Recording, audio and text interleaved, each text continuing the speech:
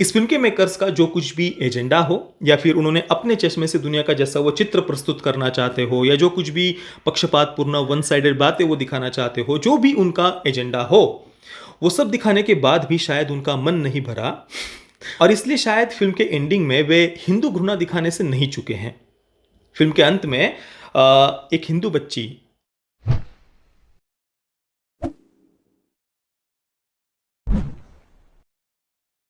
ओम नारायण नारायण नारायण नारायण।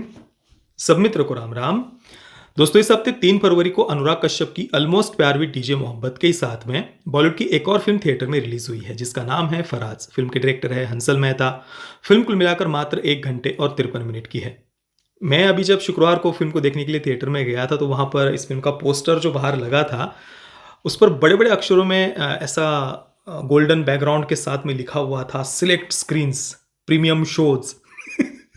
मतलब वो पढ़कर मुझे ऐसा लगा जैसे कि इस फिल्म को देखने के लिए बस लोग ऐसे उमड़ पड़ रहे हो, पर बड़ी मजबूरी में उन्हें सिलेक्ट स्क्रीन्स पर रिलीज करना पड़ गया और प्रीमियम शोज के साथ में वो दिखा रहे हैं। मतलब भाई, नगण्य ऐसे शोज के साथ इसे रिलीज किया गया है और पता नहीं सोमवार के बाद में ये फिल्म कहीं पर थिएटर में लगी हुई होगी भी या नहीं। और जिस शो में मैं गया हुआ था वहाँ पर भी गिने चुने केवल 7-8 लोग ही पूरे थिएटर में थे और वो भी पहला ही शो था शुक्रवार का। अब फिल्म की मूल भावना या मूल थीम के बारे में अगर हम चर्चा करें तो फिल्म ये कहने का प्रयास करती है कि कुछ चंद आतंकवादियों के कारण किस प्रकार से इस्लाम का नाम खराब हो रहा है। और फिल्म का जो मुख्य पात्र है जिस पर इस फिल्म का नाम भी आधारित है, फराज, वो फिल्म के अंत में एक आतंकवादी से कहता भी है कि तुम जैसों से मुझे मेरा इस्लाम वापस चाहिए। तो यही फिल्म कहने का प्रयास करती है, यही फिल्म की मूल भावना है। और ये दिखाने के लिए फिल्म में 2016 में ढाका में होली आर्टिसन बेकरी में जो आतंकवादी हमला हुआ था उसे फिल्म में दिखाया है। बांग्लादेश की ही कुछ 4-5 युवक दिखाए हैं जो इस आतंकवादी हमले को प्लान करते हैं। आईएसआई से वे प्रेरित हुए हैं और एक शाम को वे इस होली आर्टिसन बेकरी में, जो एक कैफ़े हम कह सकते हैं, रेस्टोरेंट की तरह है, उस पर वे हमला करते हैं और वहाँ पर जितने भी नॉन मुस्लिम्स होते हैं, विशेषतः जो विदेशी नागरिक वहाँ पर जो आए हुए होते हैं, उन सब की वे हत्या कर देते हैं। और जो बचे हुए लोग हैं उनसे वे कलमा पढ़ने के लिए कहते हैं और जितने भी नॉन मुस्लिम्स हैं उनकी वे हत्या कर देते हैं। अब बचे हुए जो बांग्लादेशी मुस्लिम्स वहाँ पर होते हैं उनको उन्होंने बंधक बनाया हुआ है। और इसके बाद में बांग्लादेशी पुलिस, वहाँ की जो इंटेलिजेंस एजेंसीज़ है या दूसरे सिक्योरिटी फोर्सेस वगैरह, वे सब किस प्रकार से अब उन लोगों को बचाते हैं या नहीं बचा पाते, ये देखने के लिए आपको फिल्म देखनी पड़ेगी। देखिए, अभी पिछले हफ्ते ही मैं उज्जैन में एक सोशल मीडिया कॉन्क्लेव में गया था। काफ़ी सारे राष्ट्रवादी क्रिएटर्स वहाँ पर आए हुए थे और वहाँ पर बॉलीवुड के विषय पर एक चर्चा सत्र था। उसमें मुझे अपने विचार व्यक्त करने का अवसर मिला था। तो उस चर्चा सत्र की शुरुआत में ही पहला प्रश्न ही ये पूछा गया था कि बॉलीवुड में अफ़गानिस्तान हो, पाकिस्तान हो, इनको ही आतंकवाद का विक्टिम दिखाने पर कई सारी फ़िल्में बनी हुई है। जैसे कि एक संजय दत्त की तोरबाज़ फ़िल्म, उसमें भी अफ़गानिस्तानी रेफ्यूजी कैंप्स के बारे में दिखाया गया है।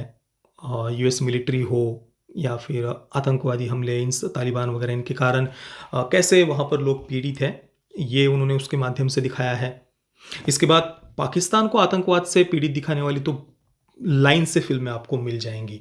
अभी वाईआरएफ के स्पाई यूनिवर्स में ही आपने देखा कि पाकिस्तानी आईएसआई ही आतंकवाद के विरुद्ध लड़ रहा है। टाइगर फिल्म में भी हमने देखा, पठान में भी हमने देखा, आईएसआई आतंकवाद के विरुद्ध लड़ रही है। कबीर खान की फिल्मों में आप ये थीम देख सकते हैं कि पाकिस्तान ही कैसे आतंकवाद से पीड़ित है।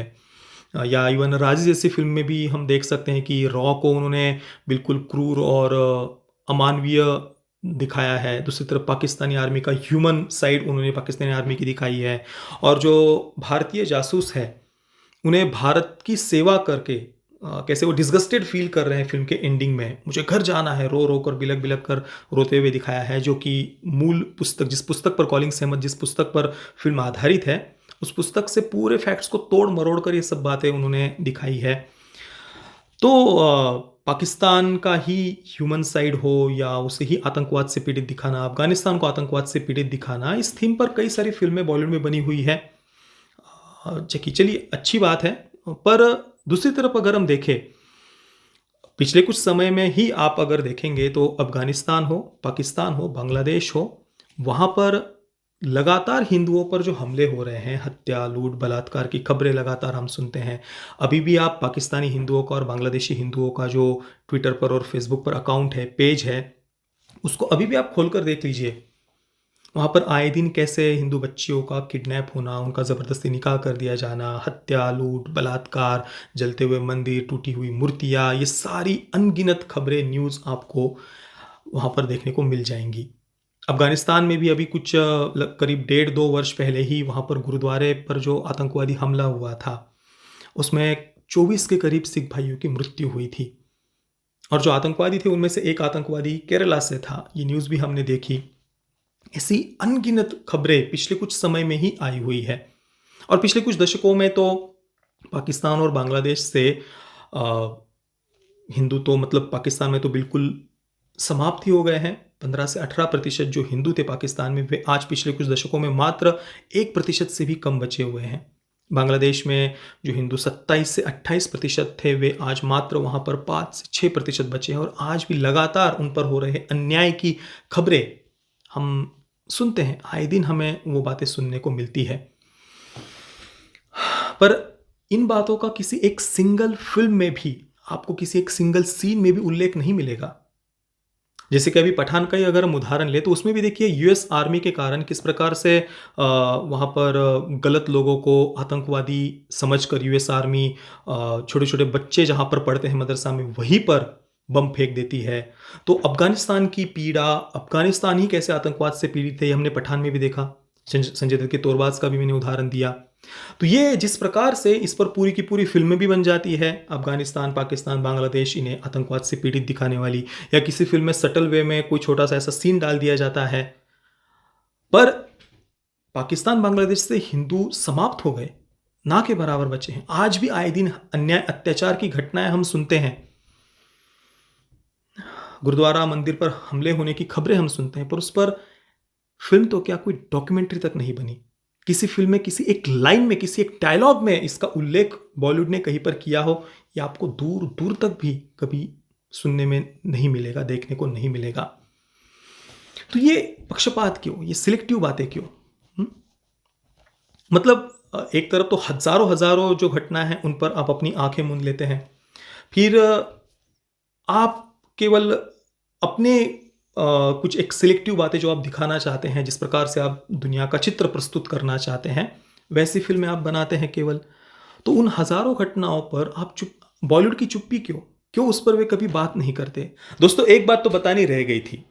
इस फिल्म के मेकर्स का जो कुछ भी एजेंडा हो, या फिर उन्होंने अपने चश्मे से दुनिया का जैसा वो चित्र प्रस्तुत करना चाहते हो, या जो कुछ भी पक्षपातपूर्ण वन साइडेड बातें वो दिखाना चाहते हो, जो भी उनका एजेंडा हो, वो सब दिखाने के बाद भी शायद उनका मन नहीं भरा, और इसलिए शायद फिल्म के एंडिंग में वे हिंदू घृणा दिखाने से नहीं चुके हैं।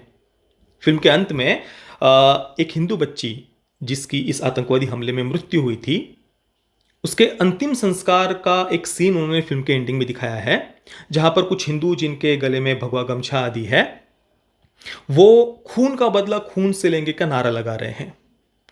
मतलब कट्टरपंथी हिंदू उन्होंने दिखाने का वहां पर प्रयास किया है। खून का बदला खून से लेने के वो नारे लगा रहे हैं। मैं इस फिल्म के मेकर्स से बस एक प्रश्न पूछना चाहूंगा कि आप अपवाद के लिए ही सही, एक्सेप्शन के तौर पर आप मुझे कोई एक वीडियो दिखा दीजिए, कश्मीरी हिंदुओं का पूरा जेनोसाइड हो गया कश्मीर से, हत्या, लूट, बलात्कार, मतलब आप कोई एक्सेप्शन के तौर पर, कोई अपवाद के लिए एक वीडियो दिखा दीजिए जहां पर कश्मीरी हिंदुओं ने खून का बदला खून से लेने के नारे लगाए हो। कहीं पर कोई एक्सेप्शन के लिए तो एक वीडियो दिखा दीजिए। मतलब जो कुछ भी आपने अपने मन में, जो कुछ आप हिंदू घृणा कहिए, या जो भी आप जो दिखाना, पता नहीं आपका उद्देश्य क्या था वो दिखाने के पीछे, तो जो भी आपने दिखाया उसके पीछे कहीं से तो आपका इंस्पिरेशन होगा ना। कोई कहां से आप, मतलब चलिए दोस्तों, इस पर चर्चा करके कोई फायदा नहीं है। हम बॉलीवुड की चाहे कितनी भी आलोचना कर ले, कितना भी हम कुछ भी कह ले, बॉलीवुड पर कोई असर नहीं होने वाला। मराठी में एक कहावत है, गाढवा पुढं वाचली गीता आणि रात्रीचा गोंधळ बराच होता। उसी प्रकार से हिंदी में भी एक सिमिलर कहावत है, भैंस के आगे बीन बजाना। इन बातों का कोई फ़ायदा होता नहीं है। तो वैसे ही हम कितना भी बोल लें, बॉलीवुड तो कोई अपनी मानसिकता बदलने वाला है नहीं। उन्हें जो एक चश्मे से फ़िल्में बनानी है, वैसे ही वे बनाएँगे, जो कि अच्छी बात है। पर दूसरी हज़ारों-हज़ारों घटनाओं पर उनकी चुप्पी, अ, चलिए जो भी है। तो बाकी विषय के बारे में तो मैंने आपको बताया। Film making point of view से अच्छी तरीके से बनी हुई फ़िल्म है, काफ़ी रॉ लगती है फ़िल्म। जो कैमरा एंगल्स जिस प्रकार से उपयोग उन्होंने किए हैं, सिनेमेटोग्राफ़ी काफ़ी हमारा अलग से ध्यान आकर्षित करती है कि चलो इन्होंने कुछ अलग यहाँ पर करने का प्रयास किया है। अच्छी खासी प्रोडक्शन वैल्यू के साथ में अच्छे परफ़ॉर्मेंसेस भी आपको इसमें देखने को मिलेंगे। प्रोडक्शन वैल्यू अच्छी है और डायरेक्शन भी अच्छा है हंसल मेहता का। मैं फराज को दूँगा 3 out of 10 stars. Parental guidance की बात करें तो ए सर्टिफ़िकेट के साथ इसे थिएटर में रिलीज़ किया गया है। फ़िल्म में कोई सेक्स, न्यूडिटी नहीं है, पर शायद स्ट्रॉन्ग लैंग्वेज के कारण इसे ए सर्टिफ़िकेट के साथ रिलीज़ किया गया है। बाकी दोस्तों, इसी आशा के साथ हम रिव्यू को कंप्लीट करते हैं कि कभी शायद बॉलीवुड को जो हिंदुओं का जो जेनोसाइड पाकिस्तान, बांग्लादेश में हुआ है, वो भी शायद कभी उन्हें दिखाई दे अफ़गानिस्तान में। और आप एक दूसरी साइड भी शायद कभी बॉलीवुड दिखाए, इसी आशा के साथ हम इस रिव्यू को कंप्लीट करते हैं। बाकी इस पर आपके विचार क्या है, मुझे आप नीचे कमेंट में अवश्य बताना। ये वीडियो देखने के लिए आप सभी मित्रों का बहुत बहुत धन्यवाद। जय श्री राम, वंदे मातरम।